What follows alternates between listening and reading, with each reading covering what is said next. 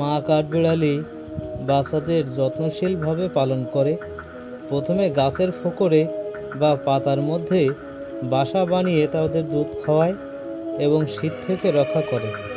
4 থেকে 6 সপ্তাহ পর বাচ্চারা কঠিন খাবার খেতে শেখে এবং 10 থেকে 12 সপ্তাহে তারা স্বাধীনভাবে জীবনযাপন করতে শেখে। স্থানান্তরের সময় মা কাঠবিড়ালি বাচ্চাদের মুখে করে নতুন বাসায় নিয়ে যায়, একে একে প্রত্যেককে নিরাপদ স্থানে স্থানান্তর করে থাকে। বাসা পরিবর্তনের কারণ হতে পারে পরিবেশগত বিপদ বা খাদ্যের সংকট। নতুন বাসায় পৌঁছে মা বাচ্চাদের নতুন পরিবেশে মানিয়ে নিতে সহায়তা করে। ভিডিওটি যদি আপনাদের ভালো লেগে থাকে অবশ্যই লাইক, কমেন্ট এবং শেয়ার করে দেবেন।